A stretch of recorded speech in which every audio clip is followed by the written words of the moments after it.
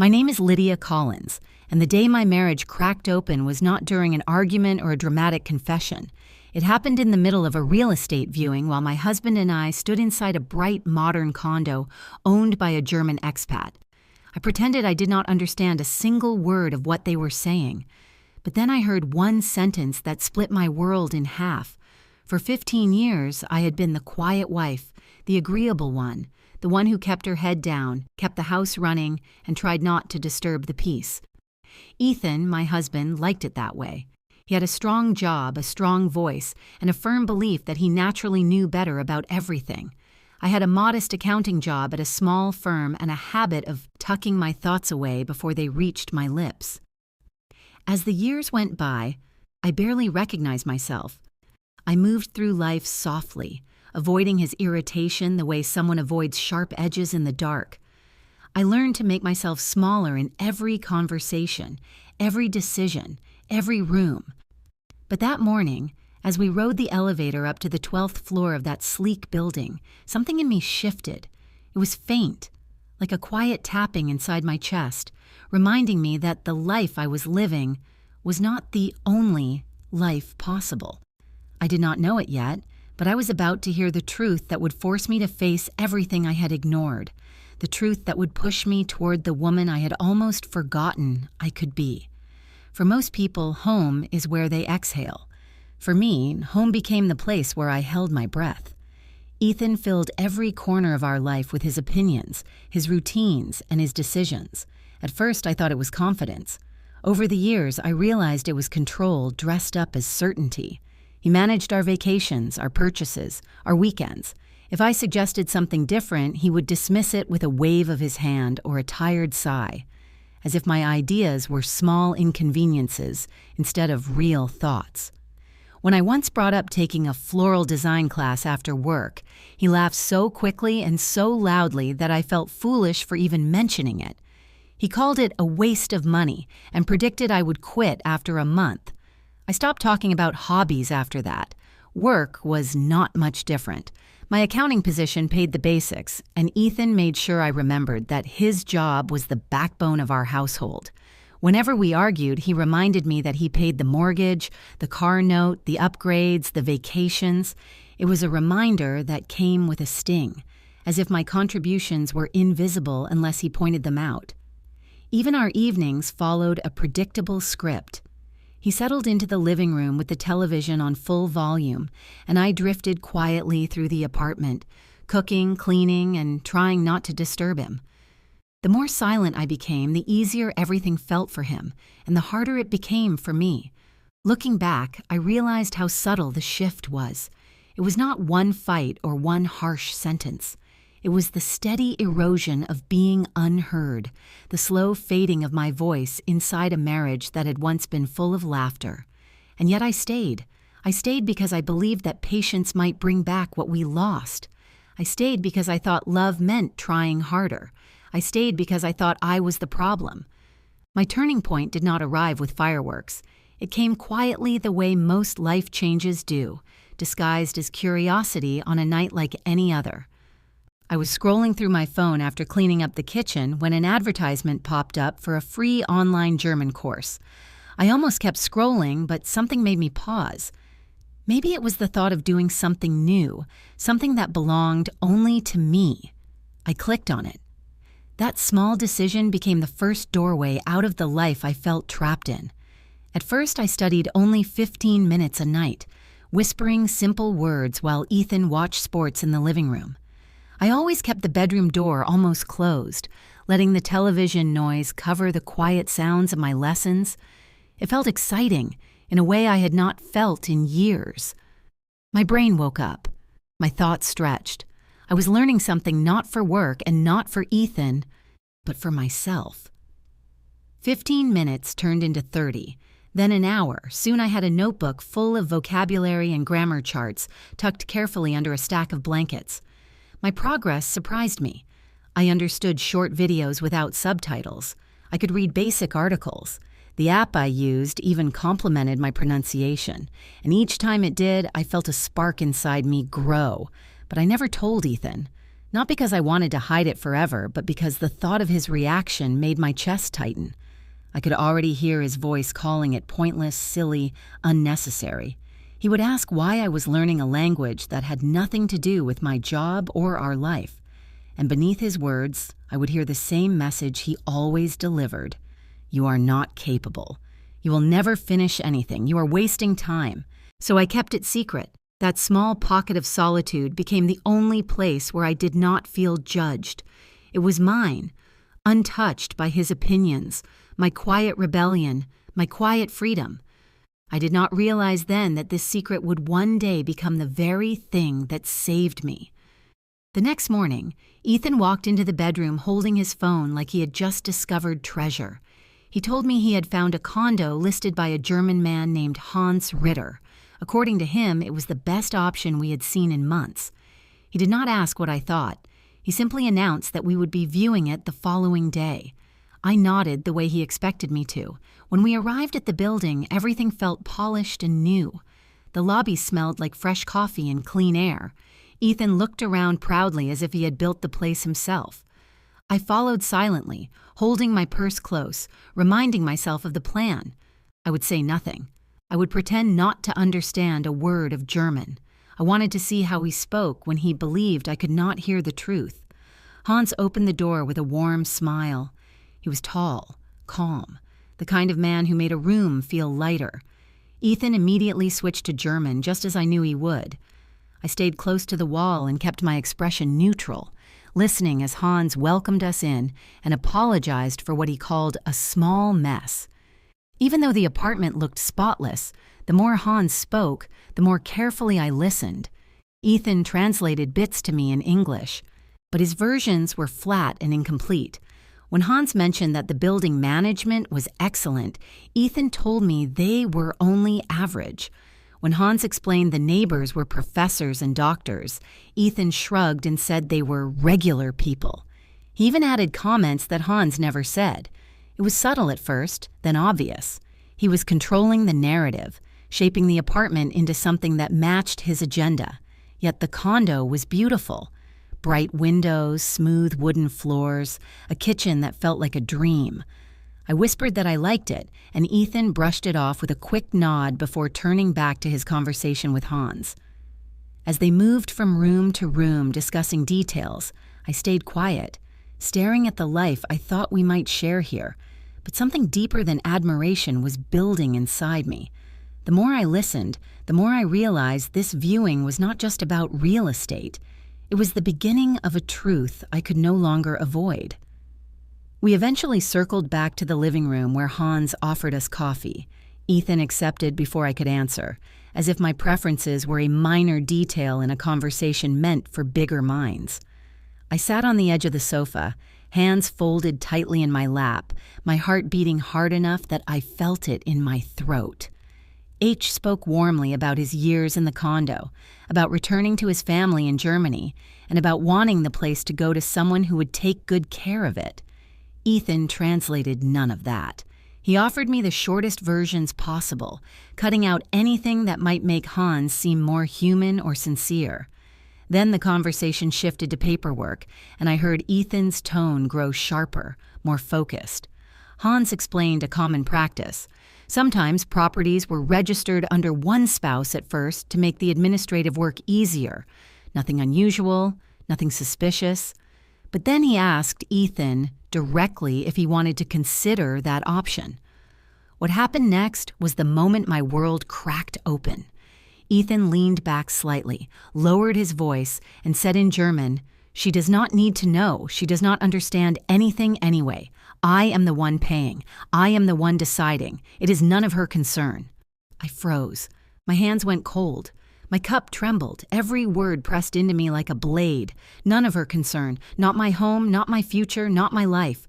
I stared at the floor as Ethan continued the conversation with a relaxed confidence, unaware that the woman sitting inches away could feel her entire marriage coming apart thread by thread. In that moment, things inside me shifted. It was not anger at first. It was grief. The kind of grief you feel when you realize someone you trusted never truly saw you as an equal. For years, I had been shrinking myself, believing my voice just needed more patience, or more kindness, or more effort. But now, I saw the truth. My voice had never mattered to him at all, and once you hear something like that, you cannot go back to pretending you did not. The drive home felt strangely quiet. Ethan hummed along to a pop song on the radio, tapping his fingers against the steering wheel as if the day had gone exactly the way he planned. Meanwhile, I stared out the window, replaying his words over and over until they formed a knot in my chest so tight I could hardly breathe. When we walked through the front door, he headed straight for the sofa. The television clicked on, filling the room with voices and noise. I stood in the hallway for a moment, gripping the strap of my purse. Normally, I would wait for a calmer moment. I would gather courage slowly over hours or days, but something inside me no longer allowed silence. I stepped into the living room. Ethan did not look away from the screen. "We need to talk," I said. He sighed loudly as if my voice were an interruption instead of a request. "Can it wait, Lydia?" I just sat down. "No, not this time." He looked over at me, eyebrows drawn together. He was not used to hearing firmness in my tone. It startled him. I asked him directly whose name he planned to put on the deed. He blinked, confused, then quickly answered that of course it would be both of ours. He said it so casually that for a second I wondered if he truly believed his own lie. I told him what I heard, every word in his language. The color drained from his face. He stood up slowly as if unsure of how to arrange his features. "You understand German," he muttered.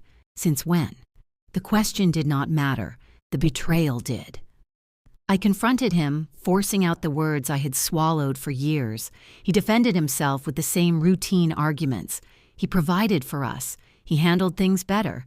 He knew how the world worked. I was overreacting. He paced the room, raising his voice, shifting blame back to me, anything to avoid looking at what he had done. But for the first time in our marriage, his words did not sink into me. They hit a wall, because I finally had one. When I said I no longer trusted him, something in his expression fractured. He looked at me as if my defiance was the one betrayal he could not accept. But it was too late. He had already betrayed us both. For a long moment after our argument, the apartment felt painfully still. Ethan stood near the window with his hands on his hips, breathing hard, as if he were the one who had been wronged. I sat on the edge of a dining chair, feeling the last threads of our marriage slip quietly through my fingers. He finally turned toward me. "So what now, Lydia? You want to punish me for something you misunderstood?" I shook my head. I understood perfectly. "You plan to take control of everything and leave me with nothing." He scoffed, pacing again. "You always think the worst. I was simplifying the process, that is all. Then we would fix it later." But he had no explanation for why he told a stranger that it was none of my business. No explanation for why he was so comfortable speaking about me like I was a child instead of a partner. I told him calmly that I could not continue living like this. His face tightened. He asked if I was threatening him with divorce. For the first time, I answered without fear. "I am telling you I cannot stay in a marriage where my voice means nothing." That sentence landed like a stone in the room. Ethan looked startled, almost offended, as if I no longer played the role he had written for me. He grabbed his keys, muttering under his breath, saying he needed space to think. He announced he would stay at his friend Jamal's place for a few days. He said it with the confidence of a man who expected me to come to my senses while he was gone. He walked out without closing the door gently. It slammed behind him. When the sound faded, the silence that followed was different. It no longer felt heavy. It felt honest. I walked to the bedroom, sat on the floor, and let myself finally cry. Not because I wanted him back, not because I regretted speaking up. I cried for the years I lost, for the places inside me I abandoned, and for the version of myself I had almost forgotten. But beneath the grief, there was something else, too, growing quietly. Relief and the beginning of courage. The next morning, I woke up with swollen eyes and a mind that would not stay still. Ethan had not come home, And for once, I did not wonder where he was or what he was doing. Instead, I sat at the kitchen table with a cup of coffee, my phone in my hand, and a decision weighing on my chest. I needed to call Hans. My fingers trembled as I dialed his number. Part of me feared he would think I was foolish or dramatic, but when he answered, his voice was warm and steady, the same calm tone he had used the day before. "This is Lydia Collins," I said. "We viewed your condo yesterday." A moment of silence followed. Then he said gently, "You speak German." Yes, I admitted it quietly, and I heard everything, every word. Hans let out a slow breath. "I thought so," he said. "You were very quiet, too quiet. I suspected you understood more than your husband realized." I apologized for the awkwardness, told him we would not be buying the condo, that I was sorry for wasting his time, but before I could finish, he stopped me. "Lydia, please do not apologize. Yesterday reminded me of something I went through with my own daughter. She was once married to a man who tried to decide everything for her. She left that marriage and built a much better life. When I saw you sitting there silent, I saw the same pain. Something inside me softened, and for the first time since the argument with Ethan, I felt seen." He continued, "I want to help you. If you still want the condo, I can lower the price a bit, and I can wait while you sort through your situation. I am not in a hurry to sell." It took me a moment to find my voice. "Why would you do that for me?" "Because everyone deserves a fair chance to start over, and because no woman should be made to feel small in her own home." His words hit something deep inside me. Hope. A small, trembling hope that maybe my life did not have to stay the way it was.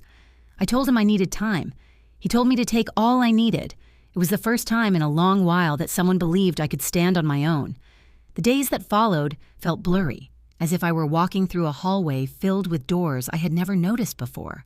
Some led to fear, some to uncertainty, but one door led to something I had not felt in years. Possibility. Ethan returned after 3 days quiet and withdrawn. He slept on the sofa, left early, and came home late. We barely spoke. There was a time when this coldness would have crushed me. Now it only confirmed what I already knew. We were done pretending.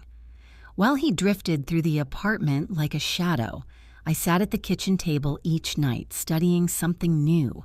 Information about divorce, property rights, mortgages, and financial independence. For the first time, I was planning a future that did not revolve around his approval. I learned that I could legally claim half of our condo. With that money and my steady work history, a bank might approve a mortgage. The thought was terrifying and thrilling. I had never made a major life decision without Ethan. But every article I read, every calculator I filled out, every forum post from women who had rebuilt their lives gave me strength. Then, almost as if the universe wanted to test my determination, I found a job posting. An international company was looking for an accounting specialist who could work with their European branches. German required. My heart jumped. I submitted my application before I could talk myself out of it. The interview came fast. I sat across from the hiring manager and spoke confidently in the language I once whispered in secret. When she smiled and said, "Impressed. We need people like you here." I felt something inside me rise. A week later, I got the job. Higher pay, better benefits, a future, and for the first time in a long time, I felt like I had opened a door that truly belonged to me. When the divorce paperwork finally began moving forward, the weight on my shoulders started to lift. Ethan and I agreed to split the condo, and he offered to buy out my share. It was the most practical option, and for once, neither of us argued. When the transfer went through, I held the check in my hands for a long moment, feeling something unfamiliar settle inside me. Security, independence, the beginning of my own footing. With my new job underway, my days became fuller, brighter, and strangely steadier. I handled financial reports for international branches, emailed colleagues overseas, and joined online meetings where my German no longer had to be hidden. Each accomplishment felt like reclaiming a part of myself that had been buried under years of self-doubt. Hans kept his promise. He waited patiently while I finalized the divorce and gathered my documents. When the bank approved my mortgage, I signed the papers with hands that trembled. not from fear but from pride. The keys to his condo, the condo that would become my home, rested in my palm, like a symbol of a life I had built with my own strength. Around that time, I enrolled in an evening certification course to advance my skills. On the third class, a tall man with steady eyes and an easy smile sat beside me.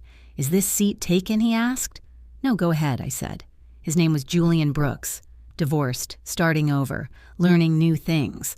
When he spoke, he listened as much as he talked, something I was not used to. After class, we shared notes and walked to the parking lot together. It became a routine.